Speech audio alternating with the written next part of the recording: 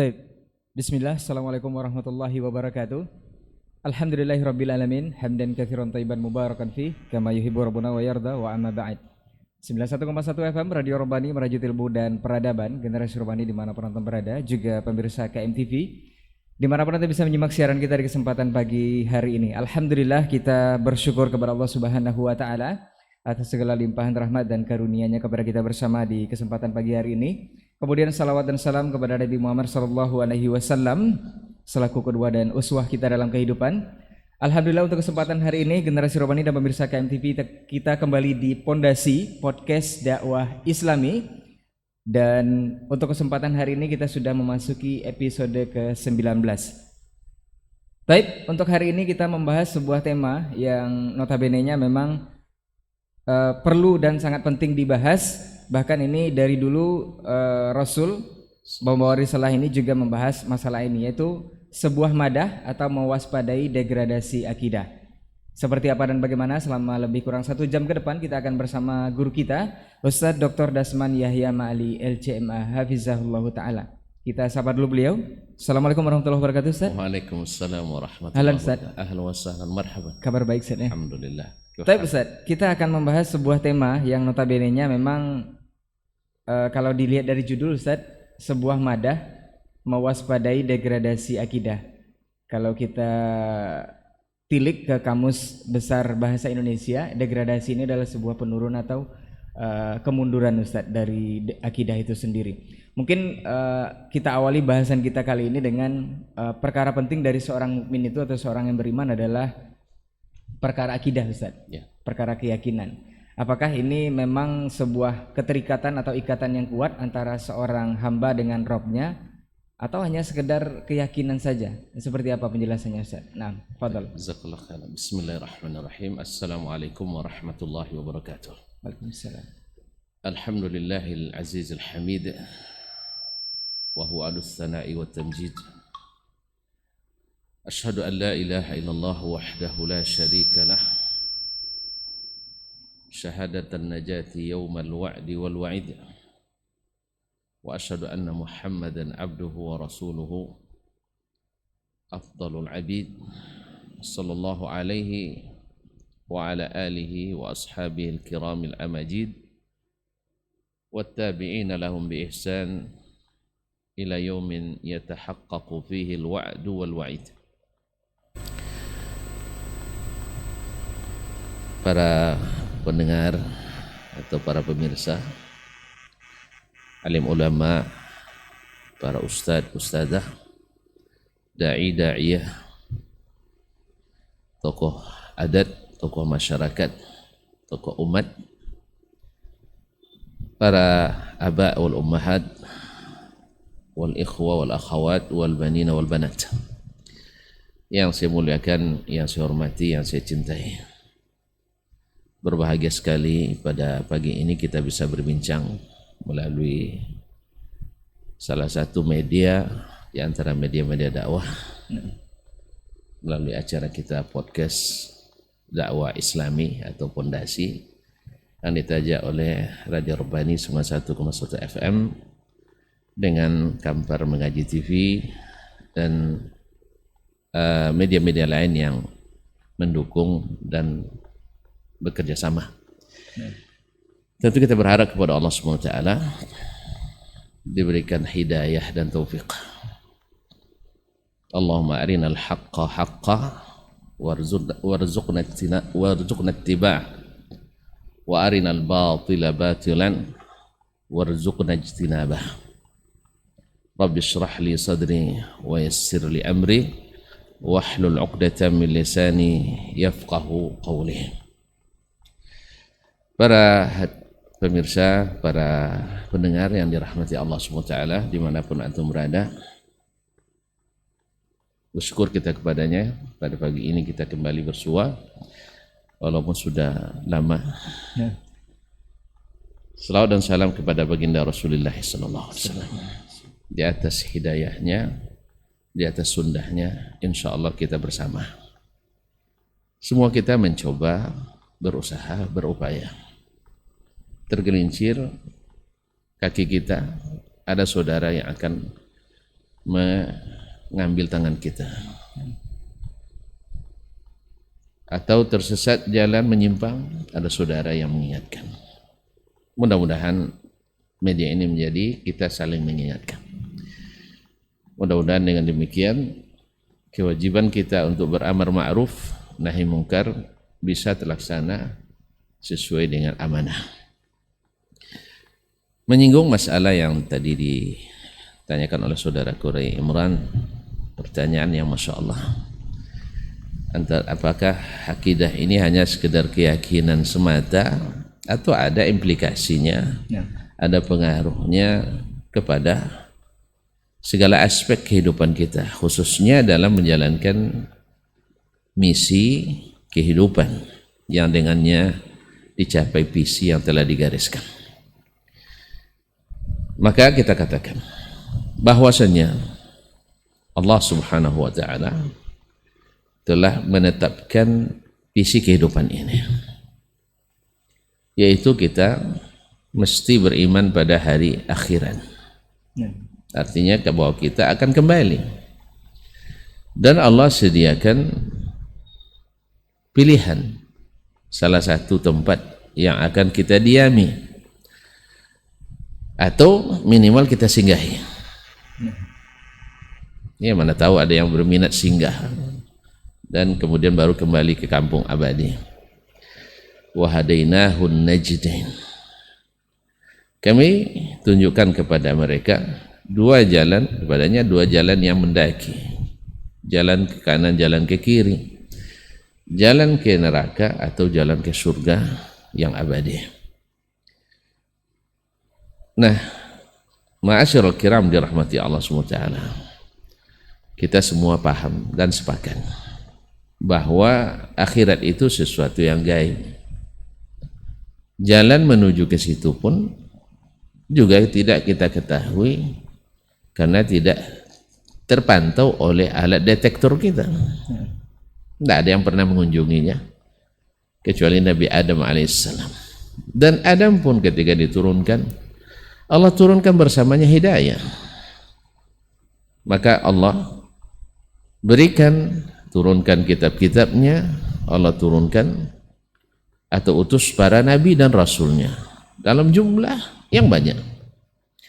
Untuk apa? Untuk mencapai visi kehidupan itu, yaitu kembali ke akhirat, masuk surga abadi atau masuk neraka abadi, atau masuk neraka dulu baru masuk ke surga. Nah, untuk meyakini ini, karena memang kalau di Adam kan dulu tahu dia, anak-anaknya dia beritahu. Datang manusia-manusia, anak cucunya belakangan, mereka kalau tidak ada yang memberitahu, mereka tidak tahu bahwa di sana ada yang namanya akhirat. Kalaupun dengar-dengar tapi tidak ada dipelajari, mereka juga tidak mengetahui itu. Maka diutuslah para nabi dan rasul untuk menunjukkan kepada umat manusia apa yang harus diyakini dan apa yang harus dicapai. Maka itulah yang disebut dengan misi kehidupan. Wa ma khalaqatul jinna wal insa illa liya'budun. Aku tidak ciptakan jin dan manusia kecuali hanya untuk beribadah kepadaku. Di sini juga belum, kita tidak tahu pula. Sebab ibadah kepada Allah SWT tentu harus membuat Allah menerimanya, ridha kepadanya. Kembali lagi kita juga tidak mengetahui itu. Agar kita tidak meraba-raba, agar kita tidak merasa-rasa atau mengira-ngira, dan ini sangat rentan untuk tidak sepakat kita. Bahkan dalam satu kampung, satu keluarga, kalau dibiarkan sendiri-sendiri mengira-ngira dan merasa-rasa, susah disatukan. Karena tuan-tuan sendiri tahu bahwa pikiran tak sama. Kata orang tua kita, rambut yang sama hitam, isi di dalamnya pasti berbeda. Maka Allah SWT tidak biarkan itu berkelanjutan dan berkepanjangan. Maka diutusnya Nabi dan Rasul, dan bersama Nabi turunkannya wahyu. Dijadikannya ketaatan mutlak kepada sang Nabi sebagaimana taat mutlak kepada dirinya sendiri. Nah, Nabi inilah yang menjelaskan, dan pada hari akhirat nanti Nabi inilah yang akan menjadi saksi. Misalnya dalam surah An-Nahl ayat 89, Allah Subhanahu wa taala mengatakan wa yawma nab'atsu fi kulli ummatin syahidan wa ji'na bika 'ala haula'i syahida. Afwan.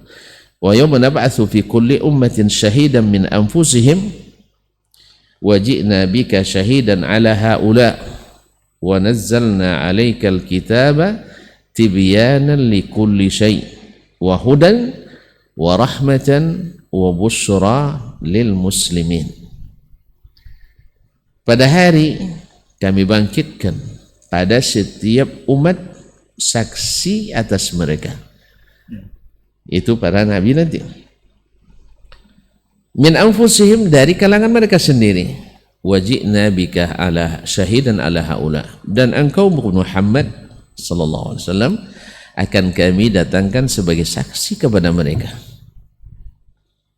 ini, umatmu.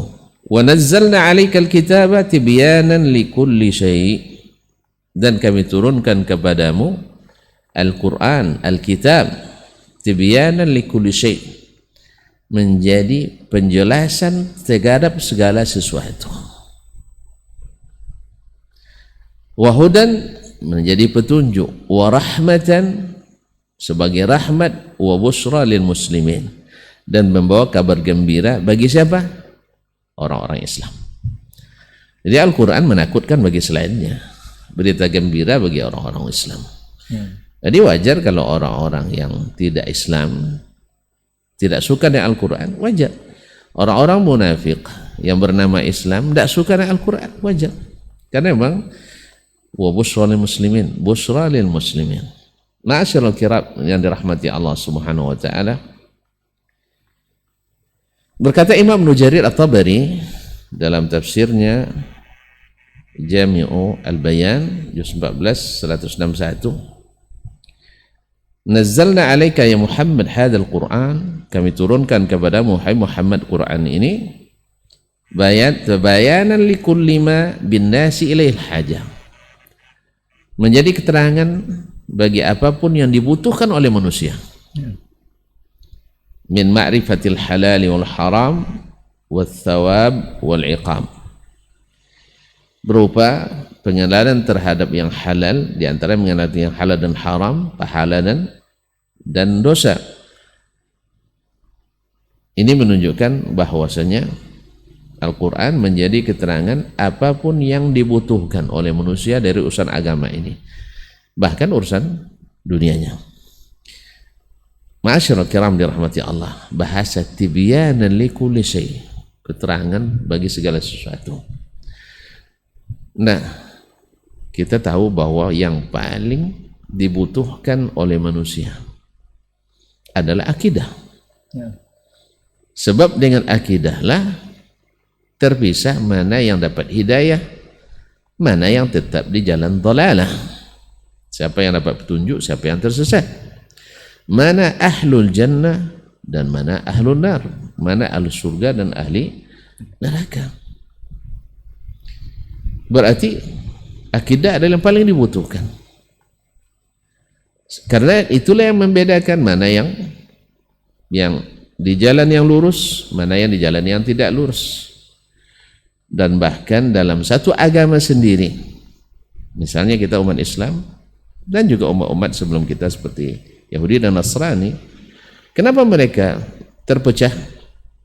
Karena terpecahnya akibat daripada berbeda dalam talaqi akidah, sehingga berimbas pula pada cara-cara ibadah. Oleh sebab itu, seperti yang pertanyaan antum tadi, apakah hanya keyakinan saja? Tidak, dia akan berimplikasi kepada hal-hal lain ibadah. Ma'asyil kiram dirahmati Allah. Misalnya di antara perkara masalah akidah, dulu umat umat Nabi Nuh alaihissalam sebelum Nuh diutus. Ya, Ibnu Abbas menyebutkan jarak antara Nabi Nuh dengan Nabi Adam alaihissalam lebih kurang 1200 tahun. Ya, sekitar lebih dari 10 abad, 12 abad ya. Mereka ini, kenapa mereka menyeleweng, menyimpang? Karena menyimpang di akidahnya. Mereka berkeyakinan, karena dibisikkan atau disebut oleh Ibnu Abbas dalam tafsirnya, mereka didatangi oleh syaitan. Tapi syaitan tidak datang dalam rupa aslinya. Kalau datang dalam rupa asli, tentu orang tidak percaya. Orang tidak percaya. Dia datang dalam bentuk menjelma seperti seorang yang alim, seorang yang nasih, seorang yang mencintai umat, dengan bahasa dan retorika yang memikat. Lalu disesatkan mereka dengan cara itu. Dari mana? Dari akidah, keyakinan. Dia tidak sesatkan dia dengan, mohon maaf, tidak dengan narkoba, tidak. Sebab semua orang paham secara fitrah narkoba tidak baik. Dia tak sesatkan umat dengan cara misalnya memberontak kepada pemerintah yang sah waktu itu. Kenapa? Orang paham juga melawan itu adalah tidak dibenarkan. Ya, sejak masa-masa suku-suku lagi ada adat bahwa melawan tokoh adat itu tak boleh. Apalagi dalam akidah, kita tahu paham itu sendiri. Dia tidak sesatkan dengan cara mereka mencuri, karena menyesatkan dalam masalah itu lebih mudah dan tidak begitu dibanding dengan menyesatkan akidah, tidak begitu berat. Karena kalau sudah sesat di akidah, yang lain lebih mudah itu disesatkan. Makanya ditargetkanlah untuk menyesatkan mereka akidah secara berangsur tapi pasti, membuat suatu keyakinan bahwa mereka ini orang-orang yang pendosa, sedangkan yang Yaghus, Ya'uq, Nasr dan Wad dan itu, mereka itu adalah orang-orang saleh. Pertama dibisikkan atau diajarkan oleh syaitan, kalian ini kan anak-anak orang saleh. Nah, gimana caranya? Buatkan gambar-gambar di tempat mereka biasa duduk, tempat kalian biasa duduk di situ, kelihatan gambarnya. Oh, ingat. Habis generasi ini, ya, yang mereka terima di generasi pertama supaya mengingatkan kepada Allah. Bagus. Generasi kedua semakin tidak berilmu juga. Yang mereka terima dari ayah bapaknya hanya untuk mengingatkan. Datang lagi syaitan dalam bentuk retorikanya yang memikat dengan bahasa yang masya Allah seperti pemberi nasihat. Lalu katanya, kalian ini semakin jauh dari kebenaran. Maka kalian ini kalau berdoa tidak bakal dikabulkan kecuali melalui gambar-gambar siapa itu? Oh, itu nenek moyang kami orang saleh. Nah, mereka itu orang-orang dekat pada Allah SWT. Bukankah kalian atau mendekat raja nanti harus melalui para penggawanya, melalui para orang dalam, abdi dalamnya ya, orang-orang dekat. Akhirnya mereka mulai bertawassul dengan mereka. Habis lagi generasi ini, lambat pasti, akhirnya mereka menjadikannya patung-patung yang benar-benar disembah sebagai wakil-wakil Tuhan. Subhanallah. Dan Allah kisahkan itu.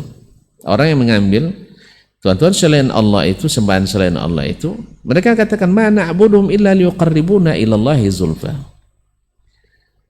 Nah, setelah pasti ini, hanya iblis nyaman segala jenis kemungkaran mereka dapat melakukan dengan cara seperti tadi.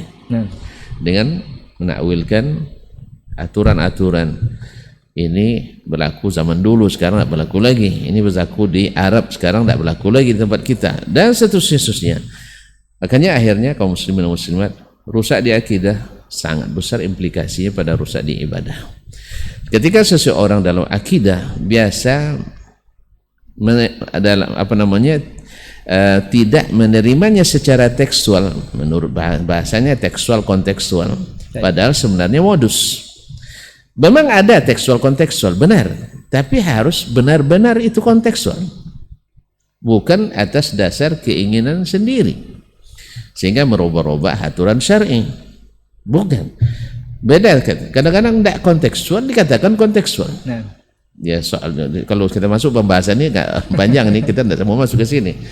Banyak sekali kasus dan bukan kasus, fenomena yang terjadi di kalangan orang-orang yang tidak berilmu dalam masalah agama, dikiranya memahami secara kontekstual padahal bukan kontekstual, tapi adalah menyimpang daripada yang original.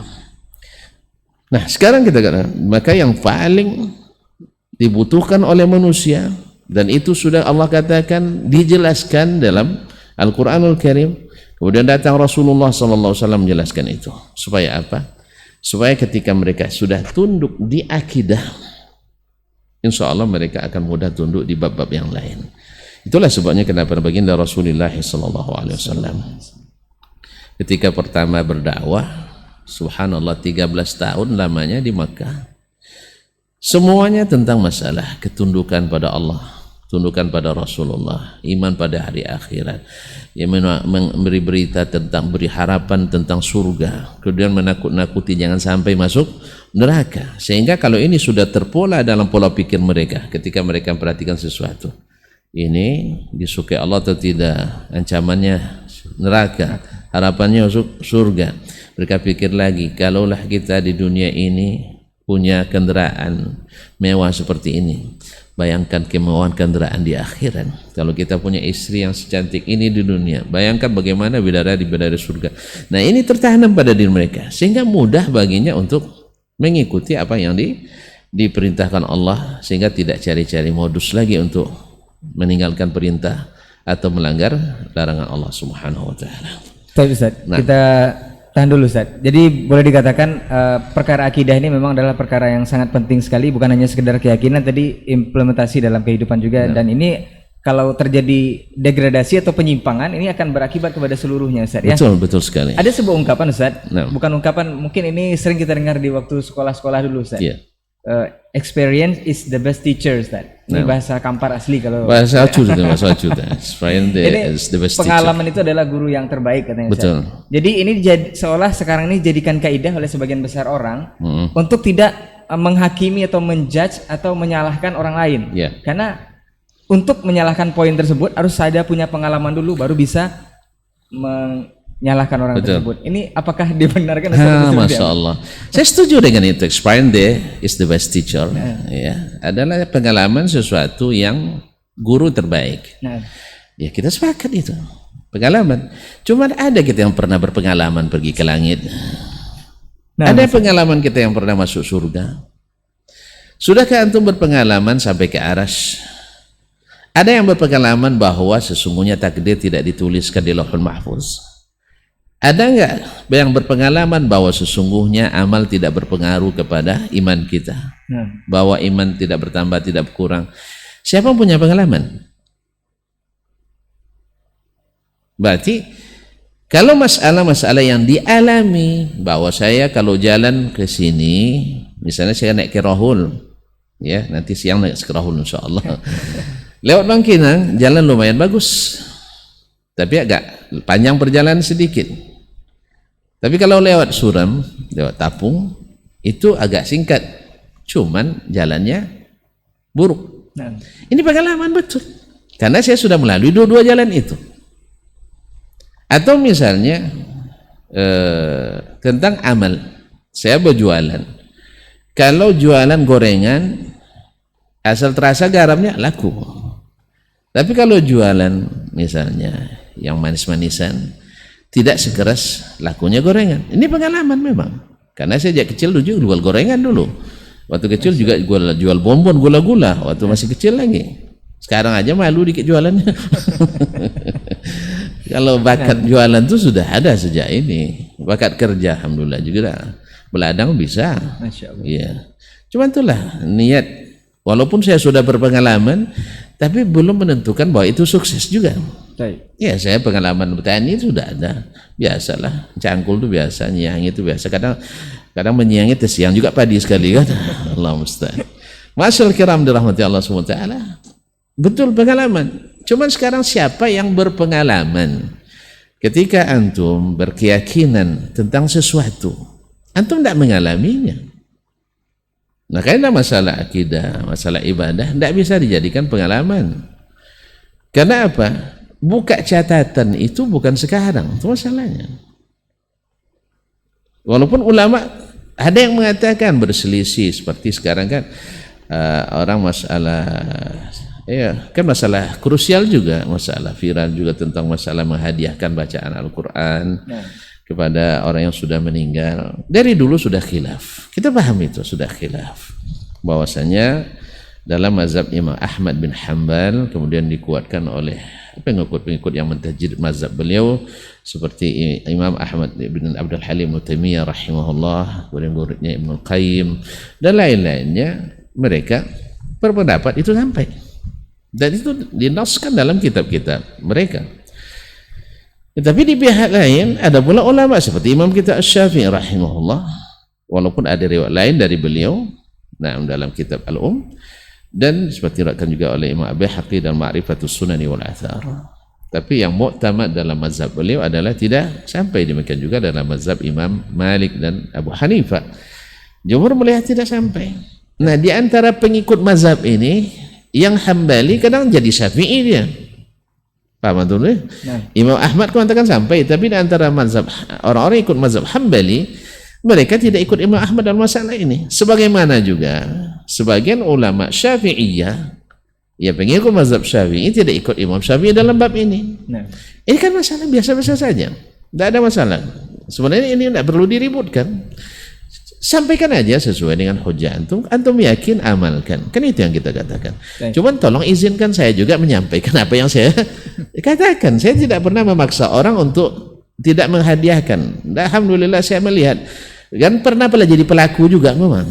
Ya ila hadrati, kan itu Sayyidina Mustafa sallallahu alaihi wasallam Al-Fatihah. Awak dulu pembawaannya. Pernah mengatakan, waktu itu saya meyakini seperti yang disampaikan oleh guru-guru saya. Setelah saya belajar, saya dapatkan bahwa hujah yang terkuat menurut saya diantaranya wa laisa lil insani illa ma sa'a. Manusia tidak mendapatkan kecuali apa yang dia usahakan. Dia jauh oleh yang lain. Misalnya anak, kata Nabi, termasuk hasil usaha kita. Taib, sekarang betul enggak penafsiran ini ditafsirkan oleh Nabi dan para sahabat? Ternyata subhanallah, ya sepanjang yang kita ketahui tidak pula ada mereka yang mengamalkan seperti itu. Padahal mereka adalah, ya walaupun kaidah ini kadang-kadang dicemooh oleh sebagian kawan-kawan kita, law kana fi khairun lasabaquna ilaihi, andainya ada kebaikan dalamnya pasti mereka lebih dulu daripada kita. Ini betul. Tapi kalau tidak terima itu urusan lain. Sebab apa? Nabi sebutkan di mana kita melahirkan kaidah ini. Kalau seandainya itu lebih baik, lebih dulu mereka melakukan, karena Nabi mengatakan khairul quruni qarni, sebaik-baik generasi zamanku. Dan generasi yang dihukum radhiyallahu anhum wa radu an, bahwasanya generasi yang iktafa washtafa, cukup dengan apa yang datang dari Allah dan Rasul dan merasa sudah puas dengannya. Dan mereka as-sabiquna al-awwaluna minal muhajirin wal ansar walladzina tabi'uhum bi ihsan radhiyallahu anhum. Tidak kita dapatkan amalan ini masyhur, padahal ini kalau masuk ke dalam bab usul fikih masuk mimman ta'ummu bihil balwa, sesuatu yang mesti berlaku pada umumnya. Ternyata tidak berlaku, maka saya memilih untuk mengikuti itu. Antum melakukan, lakukan saja. Tapi jangan marah ketika saya jelaskan. Sebagaimana antum, saya beri kebebasan sebebas-bebasnya menjelaskan. Kemudian beristidlal dengan riwayat-riwayat seperti ada marasil, mursal. Mungkin sebagian ulama yang menghasankannya dan sebagian mendhaifkannya. Biasa juga dalam ilmu hadis. Sebagian ulama hadis itu ada yang mutasahil, ada yang juga mu'tadil, ada yang mutasyaddid. Nah, ketika antum pilih yang mutasahilin, misalnya seperti Imam As-Suyuti rahimahullah, termasuk min ashalil mutasahilin, riwayat kadang-kadang mungkar dia sahihkan dan hasankan, itu biasa, ijtihad beliau. Tidak pernah pula kita merendahkan Imam Suyuti. Tetapi ketika kita katakan bahwa dalam bab ini Imam Suyuti tidak disetujui oleh ulama hadis yang lain, bahwa hadis yang disampaikan sudah disampaikan oleh Imam Ar-Razi misalnya, Abu Hatim Ar-Razi, Abu Zat Ar-Razi, Imam Ahmad sudah mengatakan hadis itu adalah ilahnya. Kita belum menerangkan bahwa saya lebih hebat Imam Suyuti, tidak, demi Allah, tidak mungkin lah.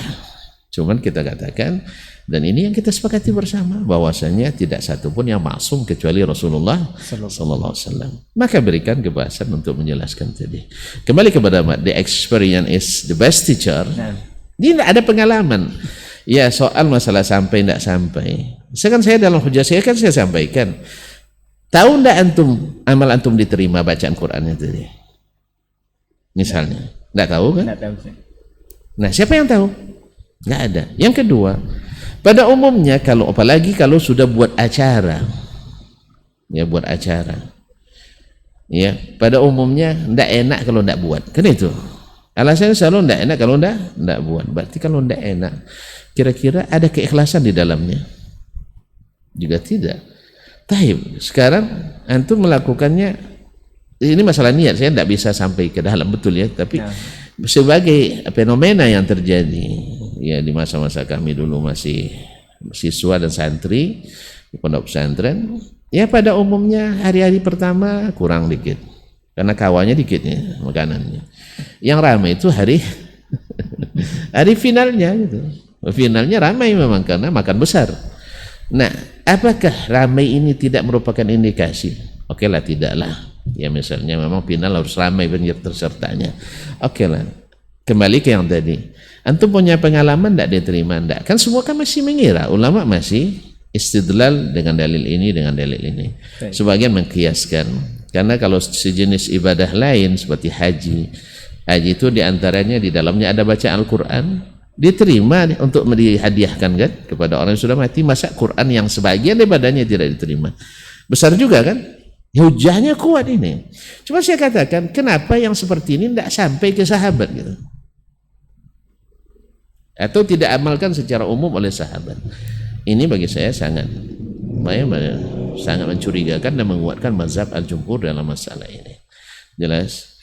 Jadi mohon maaf aja, jangan marah-marah antum ketika saya jelaskan. Nah, antum saya berikan pula kebebasan menjelaskannya. Pakailah media apapun. Tapi kan alhamdulillah jangan sampai mengatakan ya anak saya tidak paham itu, tidak ngerti baca kitab sebagai anak kan tidak bilang antum tidak ngerti baca kitab, tapi saya katakan ulama manhajnya berbeda-beda. Wallahu taala alam. Jadi kembali ke tadi, tidak ada pengalaman kita yang bisa dijadikan bukti. Oleh sebab itu kembalilah kepada dasar ilmu kita. Ya, tidak bisa mengenali masalah akidah kecuali melalui apa yang Allah turunkan tadi. Wallahu ta'ala alam. Jadi boleh dikatakan kaidah atau kata ini harus ditempatkan pada tempatnya sebenarnya. Ditempatkan pada tempatnya, sesuatu yang bisa dialami. Nah, tapi kalau boleh jadi, kalau bisa dibilang pengalaman adalah guru yang terbaik, kalau untuk mati dulu berarti Ustaz ya? Iya, mati dulu. Azab kubur, lihat dulu azab kuburnya. Cuman sayang tak ada yang balik. Nah. Ini Ustaz, ada apa mengenai madah ini Ustaz, atau mewaspadai degradasi akidah ini memang saat ini memang lagi viral ini Ustaz. Yeah. Bahkan kalau kita scroll atau kita mengakses media sosial, scroll ke bawah, hampir setiap poin itu ada dibahas Ustaz mengenai isu Arabisasi Ustaz. Arabisasi dan baru-baru ini juga viral adalah Wahabi Nusantara Ustaz. Masya Allah. Jadi targetnya itu dikuasai oleh Wahabi Indonesia ini Ustaz.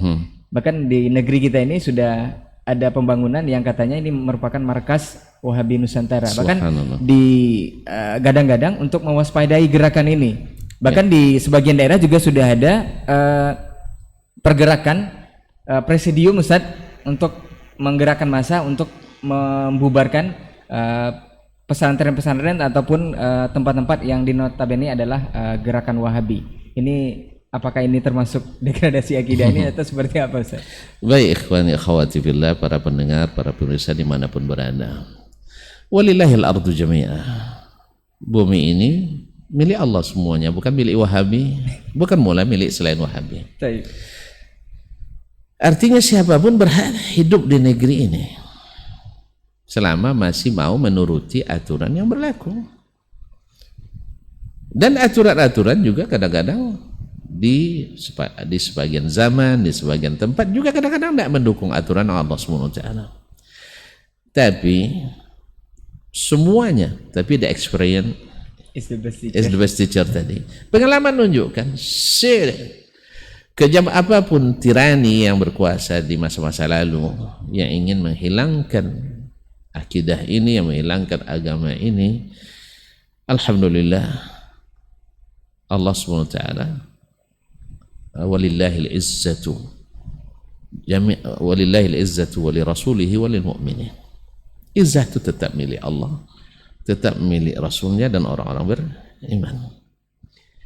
Kalaulah Nabi alaihissalatu wassalam dulu di tempatnya berdakwah pertama kali, yang notabene negeri kelahirannya, tumpah darahnya, negeri cinta kasihnya, sampai beliau menangis meninggalkan Makkah, sampai di Syekh Amir ketika akan di sebuah ketinggian di jalan antara dua gunung, Nabi menoleh ke Makkah sambil menitikkan air mata. Wallahi innaki la ahabbu ardillahi ilayya. Demi Allah, engkau adalah bumi yang paling aku cintai. Laula anna qaumaki akhrajuni ma kharaj. Seandainya kalau bukan karena kaummu yang tidak menerima saya tak akan keluar. Cuma tidak, negeri yang paling dicintai Allah, di situ Ka'bah, awwalu qiblah, yang pertama kiblat. Tapi Nabi alaihissalatu wassalam dituduh sebagai pengacau, dituduh sebagai pembawa agama baru, dituduh sebagai radikal, dituduh sebagai pemecah belah umat. Padahal yang dihidupkannya adalah apa yang dulu dirintis oleh datunya Ibrahim, Ismail alaihissalam. Awalnya tidak ada patung di Ka'bah kan? Awalnya tidak ada kuburan yang disembah di Jazirah Arab kan? Tidak ada. Semuanya tidak ada. Sama di zaman Nabi alaihissalatu wassalam. Jazirah Arab dulu, bahkan Nabi mengutus para sahabat, di antaranya Ali bin Abi Thalib radhiyallahu anhu, ketika dia mengutus Abu Tayyah al-Asadi, mau tak kamu saya utus ya seperti dulu Nabi mengutus saya, alla tajida qabran musyrifan illa wa sawaita. Tidak kamu temukan kuburan yang ditinggikan berlebihan kecuali engkau ratakan dengan tanah.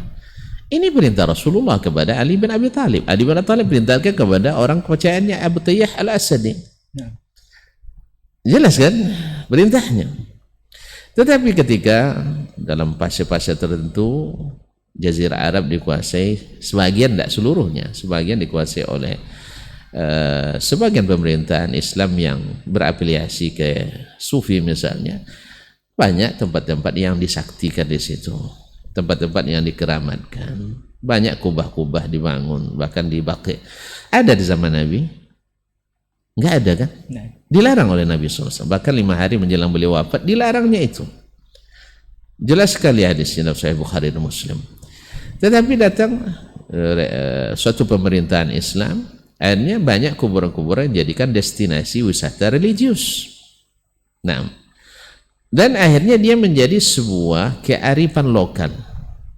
Kalau menunjam istilah adat kita, adat Melayu nih, seperti mendiang Bapak Tenas Effendi rahimahullah mengatakan, adat itu ada 3.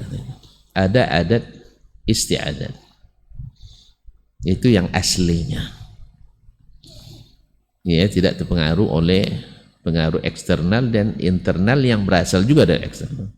Yang kedua, adat yang diadatkan, itu adat yang diadatkan, bukan asli original, tapi mungkin ada pengaruh berkaitan dengan perkembangan zaman dan waktu serta kebutuhan, sehingga dijadikan sebagai adat yang baru yang diadatkan, tapi diterima secara adat. Yang ketiga, ada adat yang teradatkan. Ini bukan adat tidak diadatkan, tetapi karena tidak ada yang tidak ada yang menegurnya, tidak ada yang mengingatkannya, karena rata-rata takut kan, takut kadang-kadang, akhirnya menjadi sesuatu yang teradatkan. Contohnya sekarang misalnya wanita, pangkatan wanita dan perempuan bersanding itu bukan asli adat Melayu, bukan adat istiadat, bukan pula adat yang diadatkan, tetapi adat teradatkan. Pengaruh penjajahan Belanda dulu, sehingga pakaian-pakaian mereka juga jarang-jarang. Demikian juga yang pengaruh agama-agama lain, seperti acara-acara melepas pergi dan sebagainya, itu adat yang teradatkan, mengikut orang-orang di luar agama Islam. Nanti kalau baca secara satu-satu nanti banyak yang tersungking dan akhirnya tersinggung gitu. Padahal itulah kenyataannya. Nah, di Jazirah Arab hal ini juga terjadi. Jadi tidak ada dulu di Ibrahim, tidak pernah mengkeramatkan kuburan, tidak pernah mengkeramatkan tempat-tempat ibadah tertentu, apalagi pohon-pohon. Tapi orang jahiliyah menjadikan pohon zatu anwat. Kalau nak pergi perang, gayutkan pedang di situ supaya sakti mandraguna. Nah, apakah ada di kalangan umat Islam hari ini seperti itu? Wallahu a'lam, mungkin sebagian kaum muslimin juga melakukannya. Yaitu merendam keris di hari-hari bulan Rajab misalnya, atau di bulan Muharram ada macam-macam dan sebagainya. Ya saya tidak begitu paham, tapi tahu sedikit lah gitu ya. Ini adat yang teradatkan. Nah, ketika ini datang Nabi SAW menjelaskan bahwa hal-hal ini bertentangan dengan akidah. Mereka akhirnya menganggap Nabi nak menghilangkan yang disebut dengan kebudayaan Arab, kearifan lokal Arab, sehingga mereka menolaknya. Al-Quran yang menceritakan wa idza qila lahum ittabi'u ma anzalallah qalu bal nattabi'u ma alfayna alaihi aba'ana. Bila dikatakan ikutlah apa yang diturunkan Allah, mereka katakan kami dah ikut, yang kami ikut apa yang kami dapatkan ayah atau nenek moyang kami lakukan. Memang kamu lebih hebat dari sifulan ulama. Menurut mereka ulamanya, nenek moyangnya. Karena ada Abdul Muttalib di situ yang jasanya sudah terkenal di seantero Arab, ada Hashim, ada Qusay bin Kilab, ada Adnan. Ya, mereka ada orang-orang hebat, bukan orang biasa. Nah, tiba-tiba datang Nabi Muhammad ya nak merubah keyakinan itu. Maka mereka tolak dengan alasan tidak sesuai dengan kebiasaan orang Arab, tidak sesuai dengan budaya Arab. Nah, ini nampaknya mulai bangkit lagi penolakan-penolakan terhadap dakwah Islam dengan alasan tidak sesuai dengan budaya yang sekarang sebut dengan budaya Nusantara. Sehingga dengan kearifan lokal. Yang intinya sebenarnya menolak Islam. Dulu Abu Jahal dan kawan-kawan menolak karena tidak sesuai dengan budaya Arab. Sekarang datang lagi abu-abu yang lain menolak bahwasanya Islam ini sesuai dengan Arab, tidak sesuai dengan budaya Nusantara, sehingga harus lahir pula Islam Nusantara. Ini sudah ditawarkan dulu oleh orang jahiliyah ke Nabi sallallahu alaihi wasallam. Ya, biar kita tidak bertentangan, berhadapan, mari kita melebur. Ya, setahun kita ikut agamamu, setahun ikut agama kami. Nabi ini tawarkan luar biasa ini kaum muslimin dan muslimat. Masya Allah, kita akan damai ya, dan bekerja sama dalam segala bidang. Tak ada lagi sekat-sekat agama yang memisahkan antara kita. Ya, nanti toleransi yang luar biasa. Orang Islam bisa ke gereja, orang Kristen bisa ke masjid, orang Islam bisa ke sinagog, Yahudi bisa Masya Allah itikaf di masjid. Kemudian nikah nanti tak ada lagi kolom-kolom agama. Semuanya boleh ya. Buddha pun nanti masuk juga ke dalam surga Firdaus dan sebagainya. Ini intinya jahiliyah dulu seperti ini tawarannya memang. Sekarang bangkit lagi nampaknya para pengagum pemikiran seperti ini, sehingga dikatakan bahwa Islam tidak sesuainya di Arab, maka harus dikembalikan ke Arab. Insya Allah Islam tak akan hilang, apalagi di bumi pertiwi ini, bumi Melayu ini. Bukankah semboyan kita tak akan hilang Melayu di bumi? Ya, para tokoh adat kita menafsirkannya bahwa kenapa tidak akan hilang? Karena Islam tak akan hilang. Melayu itu identik dengan Islam. Bagaimanapun makar, insya Allah tak akan hilang. Nah, cuman masalahnya sekarang antara kita umat Islam sendiri. Sebagaimana dulu kita mudah dijajah. Karena memang sangat mudah diadu domba. Nampaknya darah kita ini masih mengalir itu ya. Darah ini masih mengalir. Ya, sultan ini dengan sultan ini diadu. Kalau kita mungkin ormas ini dengan ormas ini diadu. Aliran ini dengan aliran ini dia diadu. Ada yang bermain dan kita senang pula menjadi pelakon gitu. Ya, kita senang mendapatkan lakonan itu. Dapat peran. Baik dapat kebayaran atau tanpa bayaran. Sehingga semakin lebar jurang pemisah di antara kaum muslimin. Ini pada gilirannya sebenarnya dari seluruh pihak, ya, seluruh pihak seharusnya harus menahan diri dan kepada para pemangku kebijakan khususnya pemerintah dan para ulama juga harus pandai berlaku adil di dalam bab ini. Di dalam bab ini tidak mengikut tekanan orang atau oknum-oknum. Walaupun bunyinya besar, masya Allah ribuan orang, kadang puluhan orang cuma, kadang ribuan itu, sehingga di apa namanya di media sosial, diviralkan, kemudian di framing, seolah terbentuk opini bahwa mayoritas orang tidak menerima ini. Baik, alasan tidak menerimanya apa? Alasan tidak menerimanya bahwa nanti takut dikuasai oleh Wahabi. Sebenarnya ini kan ibaratnya ini bukan kenyataan, tapi adalah ibaratnya momok ya. Ini dikatakan Wahabi seperti ini. Tidak ada yang nama agama yang namanya agama Wahabi, itu nggak ada. Ya, tidak ada yang nama agama Wahabi. Alhamdulillah kita Ahlus Sunnah tidak menisbatkan diri ke pribadi. Ahlus Sunnah itu menibatkan diri kepada sunnah Nabi SAW. Kalau memang tidak sesuai dengan sunnah, ya kita sangat mudah untuk meninggalkannya. Sangat mudah. Cuman buktikan bahwa ini sunnah Nabi SAW, bukan yang dipaksakan gitu. Contoh sekarang, ya kita ada sebagian orang mengatakan Ahlus Sunnah itu cirinya adalah satu, mesti berkunut subuh sholatnya, atau sholat subuhnya mesti kunut. Ini geli kita mendengarnya. Ya kaum muslimin, ciri khas Ahlus Sunnah. Ahlus Sunnah itu, orang Ahlus Sunnah ini keyakinan, manhaj, bukan amaliyah. Amaliyah itu mazhab nanti perginya, bukan ke aliran. Jadi Ahlus Sunnah itu bukan karena nanti kunut subuhnya mesti kunut gitu ya. Nah, ini kan masih debatable di antara mazhab. Ya, 5 pendapat dalam masalah ini, ada yang membid'ahkan, ada yang mewajibkan, ada yang mengatakan sunnah, ada yang mengatakan sunnah bila dilakukan tidak berterusan dan sebagainya. Dan ada yang mengatakan syar'i bila nazilah. Dan ada 5 pendapat masalah ini, kita maklum semua itu. Jelaskan dengan hujjah, jangan memaksa. Ini kalau seperti ini nanti kaum muslimin itu pecah umat jadinya. Yang orang yang masih Ahlus Sunnah, misalnya ini kalau diterima mentah-mentah oleh jemaah, ya karena rata-rata jemaah kan mentah. Ya orang-orang hebat pun yang di bidang ilmu lain, pemangku kebijakan, tapi tidak belajar agama, oh berarti dicarinya masjid, di sweeping nanti. Ternyata kalau di Pekanbaru misalnya masjid-masjid yang tidak kunut subuh, ini banyak yang kena nanti kaum muslimin. Orang nanti kita. Ya padahal kan ini yang sebenarnya madu domba itu. Iya sebenarnya madu domba. Bukan dengan menampakkan ilmu berkat Quran dan Sunnah.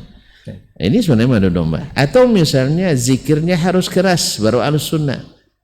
Nah sekarang sunnah siapa yang ditegakkan? Zikir keras bersama-sama itu siapa? Apakah itu yang diamalkan zaman Nabi SAW? Sehingga kita katakan sunnah Nabi. Ataukah itu yang diamalkan zaman sahabat? Juga tidak. Semuanya hanya ihtimalat. Ya. Kalau ihtimalat tidak bisa, idza waqal ihtimal batal istidlal.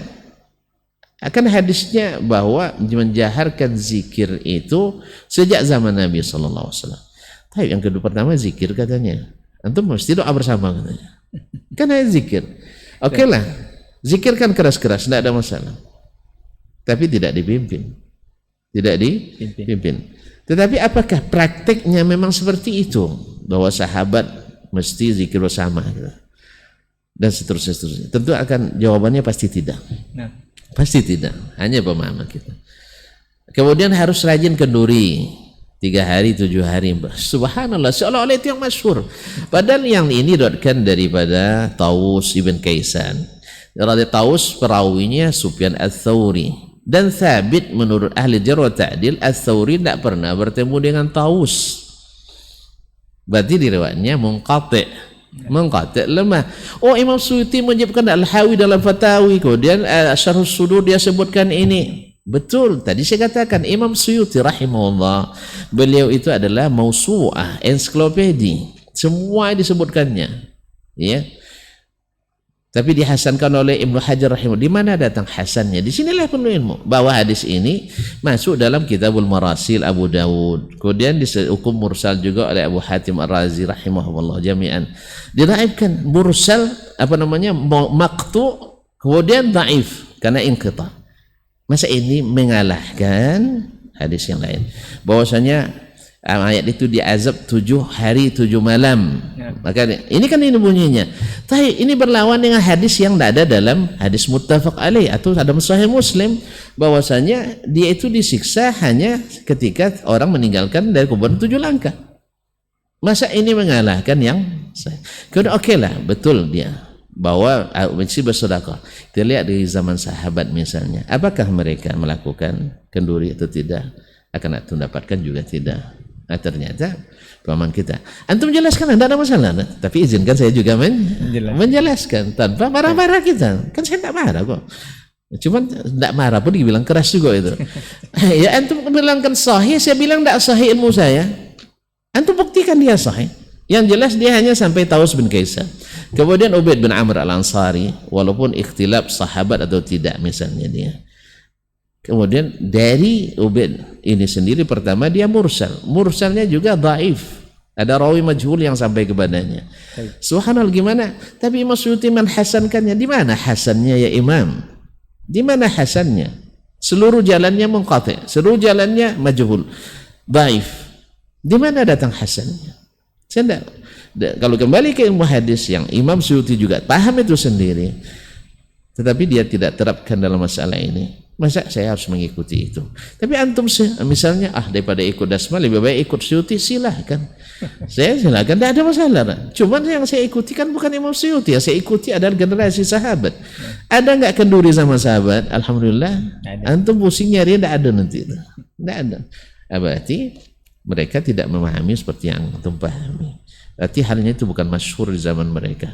Oleh sebab itu, tidak ada di antara kita kecuali mengikuti mereka. Saya memilih yang ini, antum pilih yang itu. Begini aja kok repot. Kenapa harus sampai memprovokasi, mempersekusi dan sebagainya? Oh, enggak, kami disesat-sesatkannya. Bukan, antum aja yang baperan. Kita tidak menyebut antum sesat tadi. Hanya nyebut salah. Masa salah tidak salahkan. Kita sering direndah-rendahkan, malah bukan disalahkan. Oleh sebab, makanya oleh itu ikhwani akhwati fillah. Jadi sampaikannya ilmu dengan damai, dan ini semuanya kan ada dalam kitab. Dalam kitab. Antum belajar pondok, kita juga belajar pondok. Dulu kita belajar itu, juga belajar itu, sama. Cuman kan ilmu itu kan berproses. Antum masih senang dengannya dan yakin dengan kebenarannya, alhamdulillah, silakan. Cuman jangan buat image. Kan ini yang masalahnya. Bila tidak ikut kenduri berarti tidak sosial. Definisi sosial itu apa? Harus kenduri? Kan tidak mesti itu. Ahlus sunnah masa harus kenduri? Ini kan menggelikan ini. Menggelikan. Kemudian harus apa lagi? Harus rajin tahlilan. Harus rajin ziarah kubur gitu. Subhanallah. Nabi yang larang kita untuk jangan jadikan kuburannya tempat yang ziarah berulang-ulang dan waktu tertentu. Bukan melarang ziarah kubur, silakan ziarah kubur, tapi jangan jadikan sebagai program tahunan atau program bulanan, mingguan dan sebagainya. Masuk agenda. Agenda. Kemudian ramai-ramai. Di mana dapat tunjuk ramai-ramai? Oh enggak, kalau boleh sendiri boleh juga ramai. Bukan kita melarang ramai-ramai, tapi menjadikan sebagai agenda, sebagai sesuatu yang berulang-ulang, kan edan kata Nabi. Oke lah, antum tidak paham hadis Nabi, saya terima tidak paham. Tapi siapa yang melakukannya di antara orang-orang yang paham?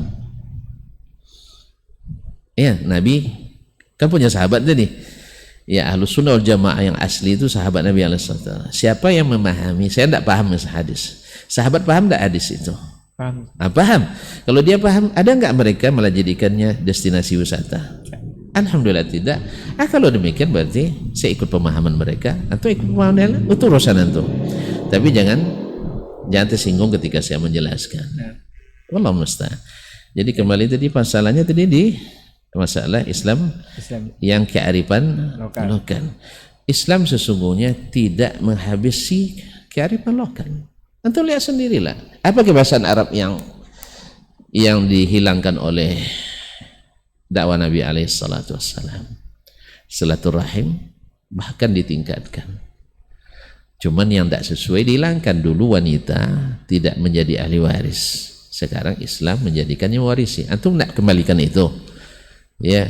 Dulu wanita tidak diajak atau tidak diminta pendapatnya. Bahkan di tradisi lama kita ada sebagian dari komunitas suku kita dulu, wanita tidak diambil pendapatnya dalam memutuskan suatu keputusan. Tapi masuk Islam, lalu ini dihilangkan, bahwa ibu-ibu diajak bermusyawarah, ya kan? Nah, sampai-sampai keluar hadis palsu pula, ya, gara-gara wanita tidak dilibatkan. Istashirun nisa wa syawirun nisa wa khalifuhunna. Jadi minta pendapat ibu-ibu tuh, tapi lakukan seperti lawan daripada yang mereka usulkan. Kalau diusulkan misalnya begini, kita bikin begitu. Sampai keluar hadis palsu sampai mereka. Lalu Islam menaikkan, mengupgrade kedudukan wanita. Kalau dulu wanita diwarisi.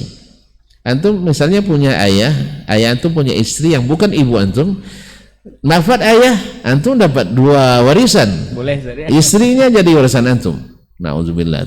Sekarang enggak. Islam menjadikan istri ayah kita itu sebagai ibu kita. Bukan yang lebih baik. Masyaallah kiram dirahmati Allah semua. Dulu tradisi orang tuh salah sedikit perang. Sekarang datang Islam, jangan mudah berperang. Dulu lain suku mudah menyerang. Sekarang jangan lain suku, lain agama pun kalau tidak dalam suasana perang tak boleh menyerang. Subhanallah. Inilah Islam yang kita diajarkan Nabi SAW, dan ini Islam yang kita serukan kepadanya mengikut sunnah Nabi SAW. Dulu orang tidak mengenal adanya pemerintah, yang ada adalah kepala suku. Lalu datang Nabi SAW membentuk pemerintah daulah, sehingga mewajibkan taat kepada pemerintah itu. Dulu tidak ada istilah mereka taat pada suku aja. Nah, selalu Nabi katakan siapa yang taat kepadaku mesti taat kepada pemimpinnya. Subhanallah. Ini yang kita serukan. Aman kondisi kaum muslimin dan muslimat dirahmati Allah SWT, sehingga tidak sebentar-sebentar demo, kemudian ditunggangi oleh orang-orang yang tidak bertanggung jawab di dalamnya. Akhirnya timbul tuduhan-tuduhan yang macam-macam dan yang bukan-bukan. Karena mirip, sama-sama berjenggot, sehingga seluruh yang berjenggot tertuduh. Sama-sama rajin baca Quran, sehingga yang rajin baca Quran semua tertuduh. Sama-sama rajin ke masjid, akhirnya yang rajin ke masjid tertuduh. Gara-gara apa? Pekerjaan antum saya yang harus pikul tanggung jawabnya. Tapi kita juga sebagai muslim juga kita tidak artinya tidak lepas tanggung jawab. Memang mereka muslim memang, tapi salah memahami. Kita doakan mudah-mudahan mereka rujuk kepada agama Islam yang sesungguhnya. Wallahu taala. Ustaz, ini ada sedikit fenomena Ustaz berkaitan dengan bulan yang sudah kita masuki di bulan Hijriah, itu bulan Rajab Ustaz. Apa hubungannya dengan madah ini? Ini termasuk degradasi akidah kalau dinilai dari sisi kebiasaan Ustaz. Karena fenomena milenial kita saat ini, ketika scroll mereka banyak mengakses media sosial, masuk media sosial, kemudian datang broadcast, itu langsung dibagikan, karena di broadcast tersebut terdapat hadis-hadis yang menyatakan keutamaan salah satu bulan ini dengan amalan-amalan tertentu, dan itu siapa yang membagikan akan mendapatkan pahala yang sangat besar.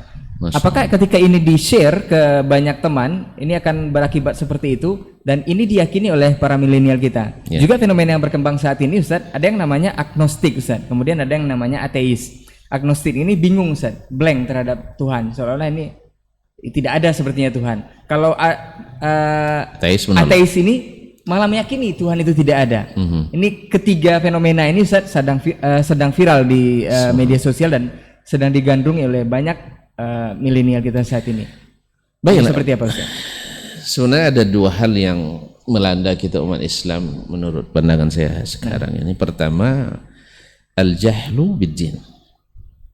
Tidak mengenal agama, tidak berilmu. Ya saya tidak katakan bodoh, sekarang terjemahkan al-jahlu itu kan bodoh kan? Tidak, bukan bodoh, orang-orang pinter. Cuman tidak berilmu. Orang cerdas-cerdas kan, tapi tidak berilmu. Yang kedua adalah al-i'rad, berpaling dari agama. Sudahlah tidak berilmu, kemudian berpaling pula dari mempelajari agama. Ya orang yang tidak tahu jalan, berjalan, pastilah bingung. Akhirnya dia ada yang mengambil keputusan tidak usah aja pergi, di sini aja lah, selamat, tidak selamat. Akhirnya ada yang memilih untuk tidak melanjutkan perjalanan. Tidak usah tinggalkan aja agama. Ini ateis kan. Ada yang mengambil keputusan, yang penting jalanlah, insya Allah sampai juga. Nah. Akhirnya jalan kemana-mana. Ya, kadang nanya pula kepada yang lebih tidak tahu jalan daripadanya. Biarlah sama-sama sesat aja kita di jalan. Belajar tidak mau, tapi berpaling.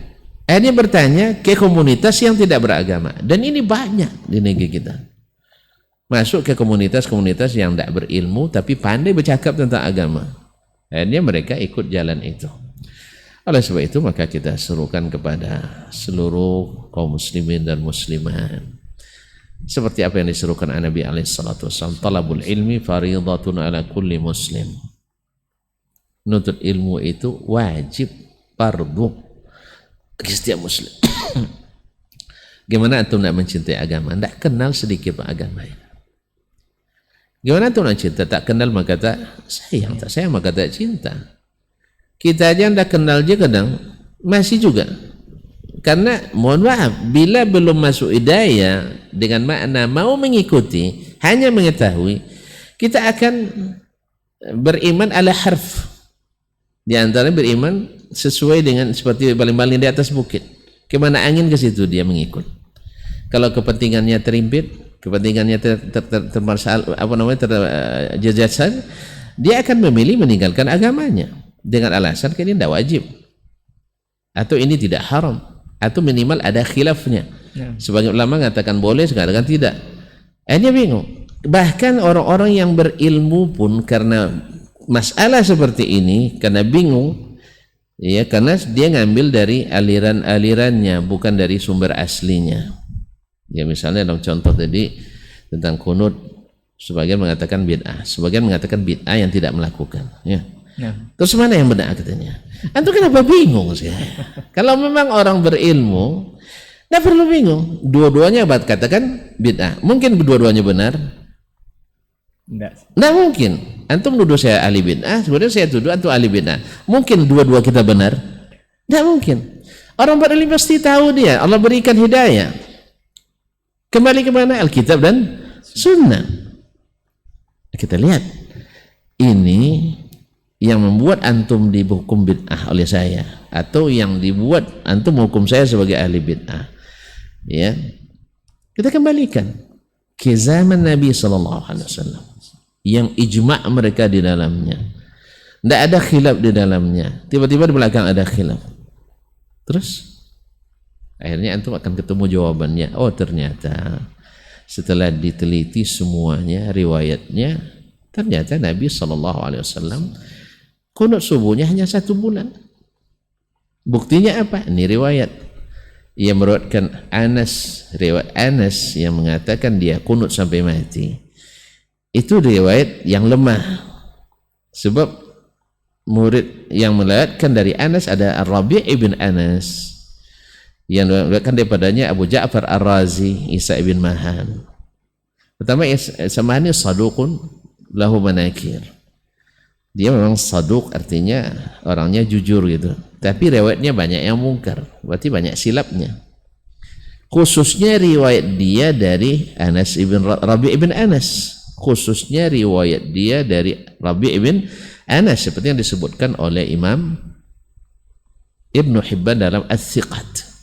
Dia memang disebutkan Ats-Tsiqat, tapi riwayatnya banyak mungkar, khususnya bila diriwayatkan daripada Rabi' ibn Anas dari Anas. Ini yang pertama. Nah, ini dia dari Rabi' bin Anas dari Anas. Bertemulah apa yang dikatakan Ibnu, berarti riwayatnya mungkar. Kemudian 8 atau lebih murid Anas bin Malik yang merupakan imam dalam masalah riwayat dari Anas, Thabit bin Aslam al-Bunani, Ayyub bin Abi Tamim as-Sakhtiyani, Alul Aziz ibn Suhaib, Qatadah ibn Da'amah, Mujahid ibn Jabr, dan seterusnya, meriwayatkan dari Anas bahwa hanya 1 bulan. Nah, terang bagi kita. Tapi kalau antum mau mengembalikan kepada zaman Rasulullah SAW, kan kita disuruh ketika ikhtilaf, fa in tanaza'tum bi syai'in farudduhu ila Allahi wa Rasul. Ini syarat in kuntum tu'minu billah. Tapi kalau antum biarkan terombang-ambing oleh pendapat-pendapat ini, antum bingung, jadi orang bingung. Nah, kalau ustadznya aja bingung, jemaahnya lebih bingung lagi. Lalu disalahkan orang yang tidak bingung. Ya. Gitu kan? Karena ramai yang bingung, akhirnya yang tidak bingung disalahkan. Enggak, jelas masalahnya. Demikian juga dengan jahar bismillah atau tidak. Walaupun kita katakan bagi yang tetap nak kunut ajalah.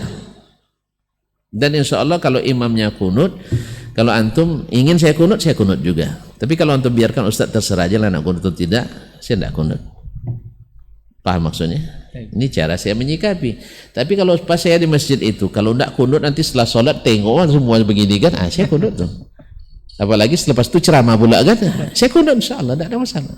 Saya tanyakan ke beberapa guru saya di Madinah, di antaranya Profesor Dr. Anis Tahir al-Indonesi, salah seorang dosen yang alhamdulillah saya sangat dekat dengan beliau. Ya, saya tanyakan gimana sih, kami pulang ke Indonesia, rata-rata masjidnya kunut subuh gitu. Kata beliau, kalau imamnya kunut, anda kunut saja, sebab ia mengikuti atau menyatukan umat itu lebih bagus daripada mempertahankan suatu masalah yang sifatnya khilafiyah. Tidak ada masalah. Cuman ketika saya jadi imam, antum ikut pula lah saya gitu. Masa antum pas saya jadi imam ikut antum juga, pas antum jadi imam saya ikut juga, apalagi hak saya sebagai imam. Kan ini masalahnya kan. Ya, antum jadi imam harus ikut yang kami inginkan. Ini sebenarnya entahlah ya, mungkin ini ijtihad saya pula, bisa salah bisa tidak ya. Ya, saya katakan kita sebagai ustaz ya, lalu kita masuk ke suatu masjid. Ya, sebagian besar saya tahu tuh, sebagian besar dai atau ulama kita kontemporer mengatakan ikut kebiasaan jemaahnya. Saya dengan hormat saya hargai itu. Ikut kebiasaan jemaahnya. Artinya kalau mereka nanti menimbulkan masalah kalau antum tidak kunut saja. Itu betul. Cuman hati saya tidak tentram. Sahabat keyakinan saya, Nabi hanya kunut di nazilah, jelas, dan bukan hanya di subuh. Taib, akhirnya saya menolak. Biarlah imam biasa aja lah, jelas, imam asli, imam rawatib, karena memang afdolnya imam rawatib lebih berhak jadi imam, termasuk di waktu Jumat.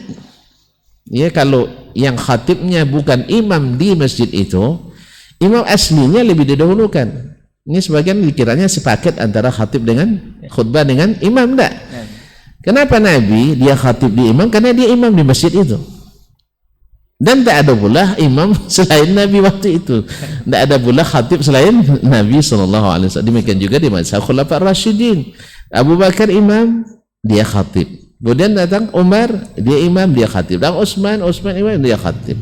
Jelas? Di zaman kita kan enggak. Khatib kan bergilir. Iya, sudah bergilir juga bosan juga jemaah. Apalagi kalau itu khatibnya terus, apalagi baca kitab pula. Ya khatibnya ngantuk pula kan. Akhirnya jemaah ngantuk. Wasi hebat pun khatib hari ini kalau berulang-ulang orang kita pandang mudah bosan, makanya dia khatibnya bergilir. Nah, kalau seandainya dipersilahkan oleh imam, baru. Tapi yang paling berhak tetap imamnya. Karena dia imam ratib, kita hanya sebagai khatib, jadi tidak sepaket. Walaupun ini masalah saya yakin juga ada khilafnya. Nah, kembali ke yang tadi, kita memahami itu semua alhamdulillah, bukan memaksakan, tetapi mesti menjelaskan. Dan seorang ahlul ilmi tidak mungkin tidak jelas baginya satu masalah itu, kecuali ikhtilafnya ikhtilaf tanawwu, artinya ikhtilaf yang sifatnya variatif, tidak kontradiktif. Misalnya antum nak membaca dalam ruku subhana rabbiyal azimi wa bihamdih, misalnya saya ndak, misalnya subhana rabbiyal azimi, ya enggak apa-apa, toh juga tak ada yang mengatakan batal. Nah, antum baca nak baca juga enggak batal. Yang kedua, dalam masalah ziyadah ini sebagian menganggapnya ziyadatu thiqah, sebagian mengatakan ziyadatu syadzah. Ala kulli hal masih ruang ikhtilaf dan sifatnya juga tanawwu dalam masalah ini. Atau doa iftitah antum Muhammadiyah baca Allahumma ba'id baini wa baina khataaya kama ba'adta bainal masyriq wal maghrib, saudara-saudaraku di Nahdlatul Ulama misalnya dengan tarbiyah, wasliyah dan sebagainya lebih familiar Allahu Akbar kabira walhamdulillahi katsira. Dan ini kita hafalkan waktu kecil dulu kan. Nah. Kemudian yang saudara mungkin di Indonesia ya, saudara kita di Persis dan yang lain-lainnya lebih sering membaca subhanakallahumma bihamdik wa tabarakasmuk wa ta'ala jadduk wa la ilaha ghairuk. Ini variatif sifatnya, tidak apa-apa. Demikian juga ketika membaca tahiyat akhir. Ya, tahiyat akhir ada apa namanya? Tahiyatnya Abdullah bin Mas'ud, ada tahiyat yang diriwayatkan dari Umar bin Khattab dan anaknya Abdullah bin Umar, ada tahiyat diriwayatkan oleh Abdullah bin Abbas. Ini kan variatif sifatnya, tidak ada masalah. Wallahu taala alam. Baik. Masya Allah Ustaz, hampir 1 jam perbincangan Ustaz. Subhanallah. Dan yang pastinya Ustaz, untuk poin terakhir kita ingin memberikan sebuah kesimpulan ataupun dikatakan boleh berpesan atau nasihat kepada seluruh kaum muslimin yang menyimak podcast kita untuk kesempatan hari ini mengenai madah ini Ustaz, mewaspadai degradasi akidah ini di negeri kita khususnya. Nasihat Ustaz mungkin seluruh kaum muslimin atau untuk kita semua. Belakangan ini banyak marak terjadi warawiri keributan ataupun boleh dikatakan sebuah keributan di negeri kita, atau boleh dibahasakan kebobrokan lah sepertinya, khususnya dalam perkara agama atau perkara akidah. Ada yang mengatakan tidak boleh anarkis di negeri ini, khususnya di negara Kesatuan Republik Indonesia. Tapi di lain pihak ada yang mungkin sudah viral membakar masjid, kemudian mengusir penduduk yang asli, katanya kalau tidak ikut ini dan itu bukan pemahaman kita. Ini seperti apa Ustaz, nasihat Ustaz agar kita tidak terjebak dengan hal-hal yang seperti ini atau malah bersikap lebih mewaspadai degradasi akidah ini sendiri Ustaz? Nah, Ustaz. Terima kasih, karena ini mungkin terakhir ya. Nah, Ustaz. Agak pendek sedikit. Ya karena terakhir bukan agak panjang. Mudah-mudahan agak pendek sedikit. Ikhwani wa akhwati billah, bapak-bapak dan ibu-ibuku semuanya, serta adik-adik dan anak-anakku yang dimanapun berada. Satu, yang paling mahal yang kita miliki adalah akidah. Dan dialah yang membedakan mana yang hak, mana yang batil. Mana yang mukmin, mana yang kafir. Mana yang mukmin, mana munafik, mana muwahhid, mana musyrik. Jadi kalau selama akidahnya tidak bisa membedakan ini, berarti ada masalah dengan akidahnya. Tidak mungkin disatukan mukmin dengan munafik, muwahhid dengan musyrik. Bahkan mungkin susah juga menyatukan antara yang salih dengan yang fasik. Dan lebih susah pula dalam kenyataannya menemukan ahli sunnah wa ahli bid'ah wal ahwa. Lebih susah. Itu yang pertama. Maka jaga akidah ini. Yang kedua, akidah tidak pengalaman dan bukan uji coba. Sebab banyak yang menguji dan mencoba, salah uji dan salah coba. Seluruhnya lahir keyakinan jahiliyah. Sejak umat Nabi Nuh lagi, mereka mencoba meyakini dengan temuan dan pengalaman sendiri atas usulan juga orang lain. Akhirnya mereka tersesat jalan. Oleh sebab itu, akidah sebagaimana kita ambil hukum-hukum fikih, akhlak dan adab dari Allah dan Nabi SAW, demikian juga akidah lebih lagi, karena masalahnya tidak bisa diijtihadkan. Masalahnya adalah berita yang harus diyakini. Maka ikutilah seperti yang diyakini oleh generasi yang pasti lebih berilmu, lebih hikmah, lebih selamat, as-salafus salih, sehingga mereka terbukti tidak terpecah. Itu generasi sahabat. Walaupun bibit-bibit perpecahan sudah ada di zaman mereka. Khawarij lahir di zaman Utsman, Syiah lahir di masa Ali, ya kan? Qadariyah sudah ada di akhir masa sahabat. Demikian juga dengan Jabriyah, Syiah dan Murji'ah lahir. Tapi sepanjang yang kita ketahui, tak ada sahabat yang terlibat di dalamnya. Tidak sebagai pendukung, tidak sebagai pembina, tidak sebagai penasehat, tapi mereka semuanya berlepas diri dari bid'ah dan ahlinya. Berlepas diri dari bid'ah dan ahlinya. Dan inilah manhaj mereka. Tapi apakah mereka tidak pernah bersalah? Itu urusan lain ya saya. Nah, karena kullu bani Adam khata'un. Nabi sudah sebutkan itu. Tapi di manhaj mereka di jalan yang benar. Kita kalau boleh dianalogikan, orang yang berjalan di jalan yang benar bisa saja terlibat kecelakaan. Bisa karena dia yang lalai, Misalnya terlalu kencang, tertabrak yang di depan.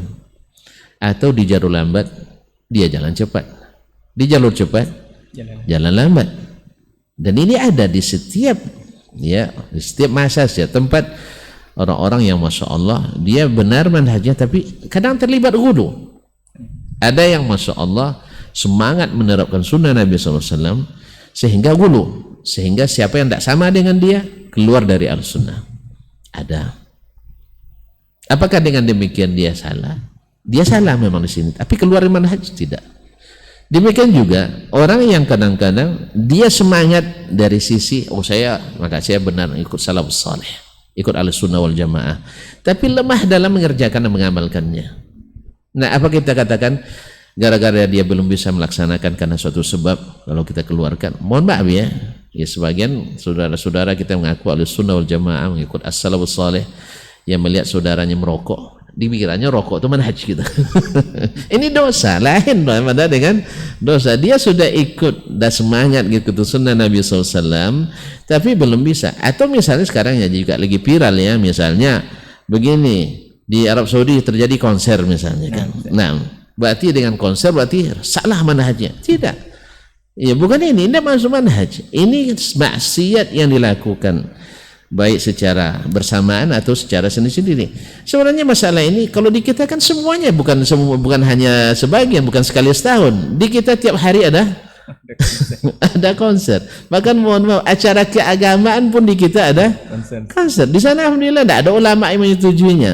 Tidak ada ulama yang menyetujuinya. Cuman diadakan oleh orang-orang yang punya kuasa, orang-orang yang dekat dengan penguasa. Dan itu sekali musim kan, karena udah lama sekali mereka puasa kan, akhirnya antum suruh-suruh juga mereka buat. Kan banyak yang tekan-tekan dari luar. Negara-negara lain menekan-nekan juga pemerintah di situ, akhirnya melalui beberapa orang yang akhirnya terjadi juga. Dan kita tiap hari sama ketika kita juga menyentil dengan masalah hak-hak pekerja. Di negeri kita lebih banyak kayaknya ya orang-orang yang dilantarkan oleh majikannya lebih banyak. Kalau tidak percaya baca aja koran-koran. Ya tentuan saya lama di sana dan selalu baca koran, walaupun kawan kita tidak setuju dengan baca koran karena dianggap manhaj itu. Kalau ikut Rasulullah sunnah tidak boleh baca koran. Ini kan kelucuan juga kadang-kadang. Ini kan ulu ini. Nah, dari satu sisi dia benar, tapi sisi ini kekeliruannya. Nah, saya baca koran, alhamdulillah jarang kita temukan yang namanya kriminalitas. Beda kontras dengan apa yang terjadi di negeri kita atau negeri Islam lainnya, negeri Timur Tengah semuanya yang rata-rata penuh halaman-halamannya dengan kejadian pembunuhan, penodongan, jambret, pencurian, pemerkosaan, penghinaan dan sebagainya. Tapi di sana alhamdulillah jarang terjadi. Lalu terjadi 2-3 kali dalam sepekan. Antum jadi kebesar-besarkan, antum tidak adil sebenarnya. Antum tidak adil. Tapi begitulah. Wa ainur ridha an kulli aibin kalilatun wa ainus sukhti atubdil masawiyah. Kalau sudah mata suka, yang buruk pun terlihat cantik. Tapi kalau sudah masa tidak suka, yang melihat yang baik pun akan jadi buruk. Allah musta'an. Ini yang keberapa? Yang ketiga tadi ya? Yang kedua, bahwa akidah, orang yang berakidah yang benar bukan berarti selamat dari dosa, bukan, karena yang maksum itu hanya baginda Rasulullah SAW. Yang ketiga, bahwasanya kita Ahlus Sunnah wal Jamaah tidak mengaitkan kita dengan kelompok atau golongan tertentu, bahkan nama-nama tertentu. Misalnya kita Ahlus Sunnah tidak mesti selamanya ikut Hambali atau selamanya ikut Ibnu Taimiyah rahimahullah. Dia naik, kita turun, dia turun, kita ke kanan, tidak. Kita hanya mengaitkannya dengan Rasulullah SAW karena namanya Ahlus Sunnah, dan as-sunnah di sini alif lam lam li ahdi zihni, yang dimaksud sunnah pasti sunnah Nabi SAW. Nah, walaupun dia orang mengatakan kita pengikut Ibnu Taimiyah, kan kayak orang yang mengatakan kita ingin mengikuti Rasulullah SAW, tapi melalui ilmu yang kita warisi misalnya dari kitab-kitab beliau. Apa salahnya? Sebagaimana dulu juga kita, dan sekarang masih baca kitab Imam An-Nawawi, baca kitab Ibnu Hajar, bahkan kitab Al-Qushairi sekalipun, bahkan kitab Masya Allah saya punya kitab tasawuf ya, jilidnya besar sekali, saya dapatkan dari Aljazair, Dia minta langsung dari Aljazair. Nah, fotokopi mungkin di Indonesia mungkin ada yang punya tuh barangkali ya, tapi saya tidak pastikan. Kitabnya sampai sekarang masih ada, walaupun belum tamat saya baca memang. Ya, takut aja bacanya nanti belemu pula saya. Nah, kitabnya besar. Saya baca juga. Ya kenapa? Kita tidak pernah mengaitkan diri dengan Syekh Muhammad bin Abdul Wahab, tidak. Jadi ketika Syekh misalnya keliru dalam ijtihadnya, ya itu urusan Syekh. Karena zallatul alim tidak boleh kita ikuti, tidak boleh. Sebab kalau kita ikuti zallahnya, kita tahu dia salah kita ikuti, tidak. Ya sekarang sebenarnya lagi viral juga, mulai viral sebenarnya hal-hal yang sudah lama di negeri ini barunya, sehingga yang tidak tahu menganggap itu penemuan baru gitu. Orang sudah lama berpuluh tahun yang lalu sudah dipiralkan orang ini. Tapi di Indonesia kayaknya baru masihnya. Maka sehingga saya lihat di grup-grup WA pun jadi bahan viral juga, yaitu kisah tentang atau dalam tanda petik ya dusta tentang taubatnya Syekhul Islam Ibnu Taimiyah daripada akidah as-salaf. Baik. Kita katakan mungkin ada edisi baru tentang ini. Ya. Pertama, kita tidak mengaitkan dengan Ibnu Taimiyah. Walaupun mungkin banyak dari hal-hal yang sama ijtihadnya atau sama yang dipahami oleh beliau, ya boleh saja. Tetapi kita juga mengambil, kenapa sama? Karena beliau mengambil dari orang-orang yang kita ngambil darinya. Misalnya kita baca Tauhid Ibnu Khuzaimah ala aqidah as-salaf, kita membaca misalnya Syarh Sunnah lil Lalakai Juda ala manhaj al-hadis, kita membaca Kitabul Asma' Sifat ad-Daraqutni alul hadis, Kitabul Iman li Ibnu Mandah al-hadis. Ya, beliau karena ngambil dari situ, maka mungkin sama dengan dia. Mohon maaf, saya pernah berdebat dengan orang Maroko, karena dia saya lihat fanatis sekali dengan Syekhul Islam Taimiyah. Dia sampai bersumpah cukup kitab Syekhul Islam itu sudah jadi alim sempurna katanya. Saya bilang demi Allah juga tidak. Artinya tidak usah baca kitab lain. Saya tidak. Alhamdulillah, ini kelemahan saya bukan kelebihan ini. Saya tidak termasuk yang gandrung baca kitab Ibnu Taimiyah rahimahullah.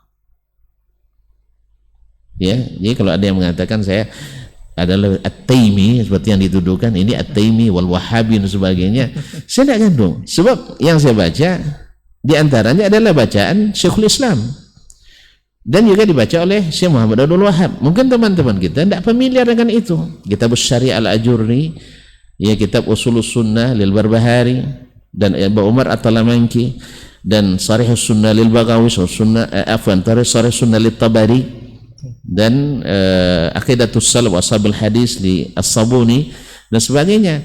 Dan inilah yang menjadi rujukan utama Syekhul Islam. Dan rujukan kita yang utama adalah sunnah Nabi alaihissalatu wassalam, jauh daripada manhaj yang lain. Jadi Ahlus Sunnah tidak mengaitkan dengan nama-nama selain Rasulullah sallallahu alaihi wasallam. Andainya dia rujuk, itu urusan dia. Walaupun masalah ini tidak fakta yang valid, walaupun bagi yang baru tahu, Masya Allah ini penemuan luar biasa. Nanti insya Allah kita bahas pada waktu yang ditentukan tanpa harus mendiakan. Nah yang keempat, bahwasanya masalah khilaf di kalangan Ahlus Sunnah, di kalangan Ahlul Islam sendiri, itu memang tidak bisa hilang. Siapa nak coba menghilangkannya, ya sama dengan nak menghilangkan dunia ini. Karena itu sudah disebutkan dalam dumuatnya Nabi kita alaihissalatu wassalam. Pasti 73 itu pasti ya Ustaz. Tapi antum jangan termasuk membuatnya gitu. Apa sebab mereka menimbulkan aliran? Pasti keluar dari sunnah Nabi SAW. Ya, disengaja atau tidak, sengaja atau tidak, karena ada yang sengaja, ada yang tidak. Nah, makanya ketika ditanya atau ketika sahabat mendengar itu dari Nabi SAW, pertanyaan sahabat sederhana. Mereka tidak mau sibuk-sibuk mencari berapa yang 72 itu. Sebab kita tidak perlu mengetahui. Sebab siapa yang tahu yang benar itu pasti tahu yang salah. Jelas kan? Ya. Antum tahu bendera merah putih ini harus kita hormati ya. Negara apa? Lambang apa bendera NKRI ini? Merah putih. Merahnya seperti ini. Lalu datang ada orang yang lebih hebat nanti.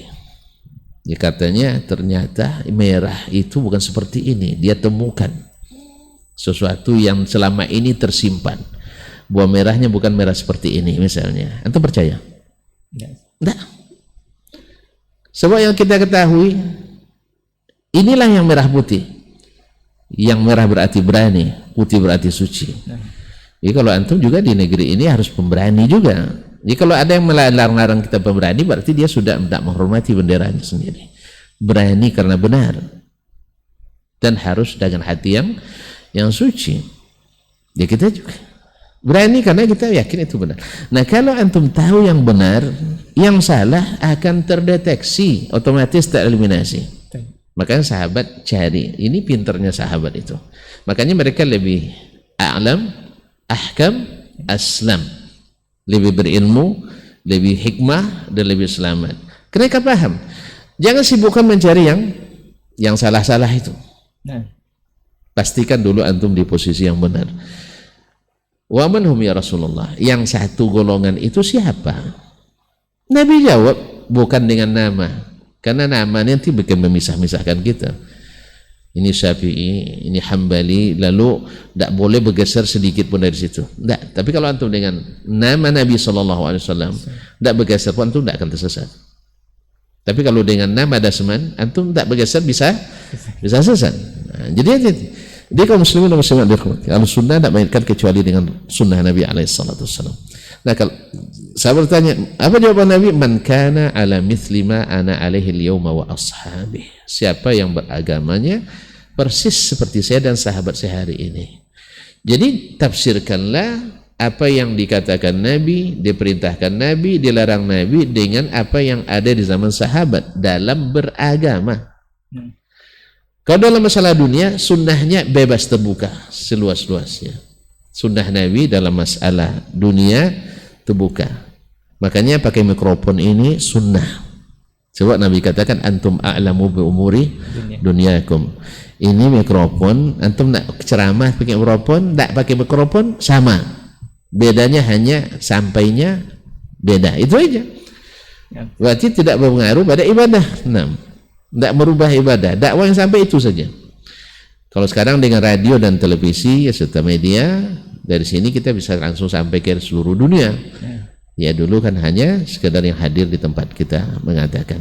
Berarti masalah dunia ini. Oleh sebab itu, antum a'lamu bi umuri dunyakum. Antum nak pakai HP, nak pakai kursi belajar, nak pakai sistem semester atau kuartal atau triwulan dan sebagainya, atau bikin laporan tahunan, laporan mingguan, laporan ini dan sebagainya, itu sunnah Nabi semuanya selama tidak bertentangan dengan syariat Islam. Nah ini yang keempat. Yang kelima, karena khilaf itu tidak bisa dihilangkan, maka antum harus memilih, pilih mana yang sudah dilegitimasi. Kembali pada Al-Quran dan Sunnah Nabi, alamat hajj khulafa ar-rasyidin al-mahdina min ba'di Rasulullah SAW. Dan yang keenam, kalau masalah khilaf itu masalahnya khilaf tadad, bertentangan, maka tidak mungkin dua-duanya benar. Pasti salah satunya benar, salah satunya salah.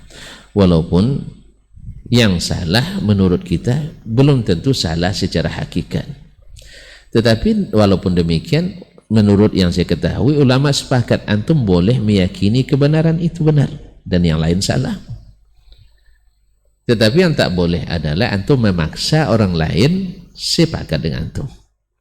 Nah, dalam hal inilah apa yang terjadi hari ini di Indonesia dan di dunia manapun, bukan di Indonesia, jadi manapun. Banyak orang-orang yang punya wawasan agama tapi menjadi tokoh sentral agama kadang karena tidak memahami masalah ini, akhirnya memaksakan diri.